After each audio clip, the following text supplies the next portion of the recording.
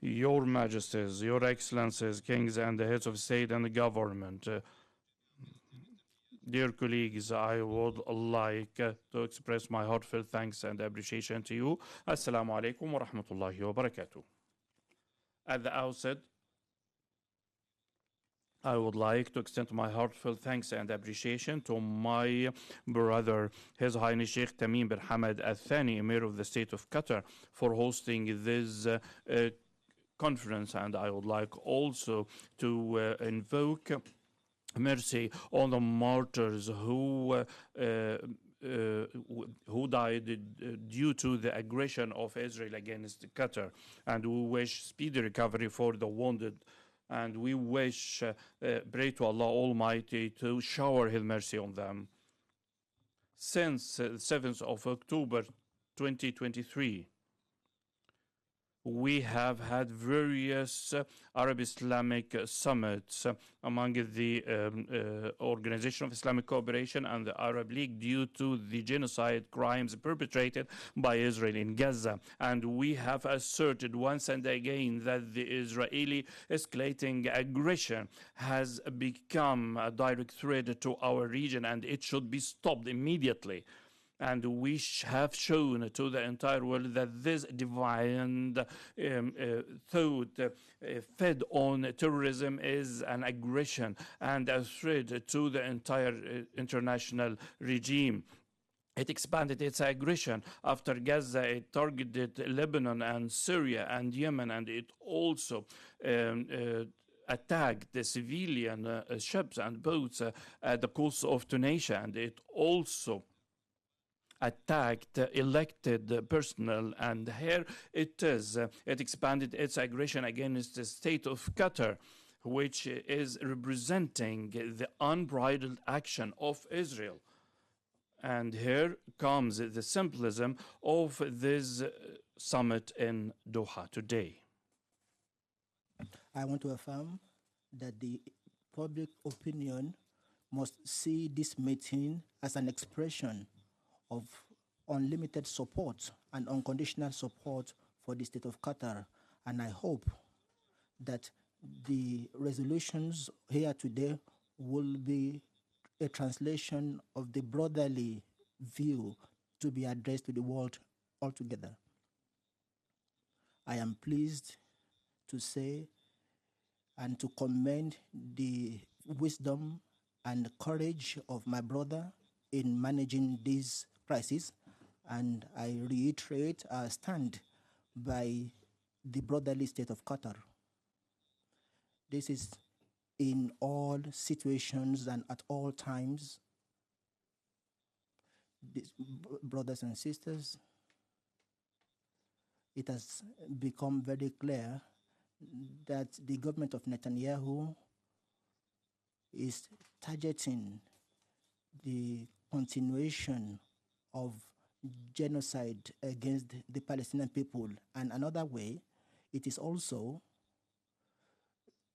plunging the region into chaos and instability. What we are seeing a terrorist mindset that lives on chaos and blood. And this is embodied in an entity that violates international law and the United Nations Charter based on rules. And this entity continues to continue its impunity. We also see recently some politicians that are Israeli politicians who repeat the myth of the so-called Greater Israel. And this shows their scheme to expand occupation of neighboring countries. But the Islamic Ummah, by God's grace, has the capability and to foil these irredentist ideas. The crimes of the Netanyahu government has become a burden even for its supporters. The attacks, the horrendous attacks against Qatar even embarrassed those who are giving support to Israel to open up. The declaration of some states to recognize the Palestinian statehood is also an important thing, even though it did not come earlier enough. These steps, however, would not achieve the desired objectives unless they are supported with strong punishment against Israel.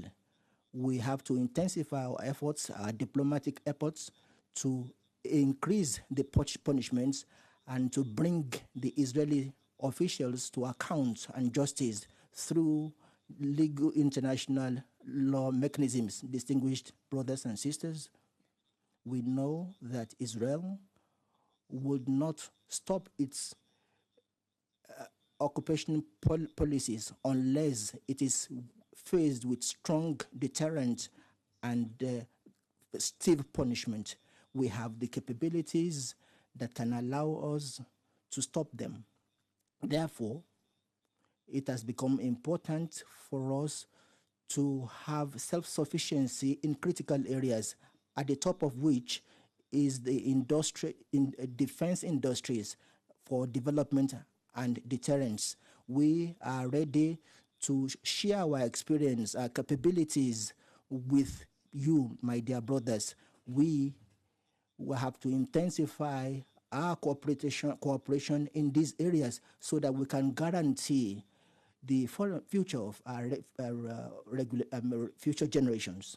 I would also like to affirm that it is important to have economic pressure on Israel. Previous experiences has shown the efficacy of this method. We, as Turkey, we have stopped all dealings, all commercial dealings with Israel since 1.5 years. And we have saved about $9.5 billion yearly. And we believe that the case against Turkey, against Israel in the ICJ is very important. Furthermore, it is also important for us to develop mechanisms through the OIC to promote the security of the region ourselves. We will continue our struggle in this regard until the state of Palestine is established on the borders of 4th June 1967, and with East Jerusalem as its capital. It is not possible for us to accept through this mission. We cannot accept genocide. We cannot accept displacement. And I hope that this summit and the resolutions that will be adopted will contribute to additional measures to force Israel. And we hope that the outcomes of this meeting will be followed up very clearly. And I would also like to thank all the organizers of this meeting. Thank you.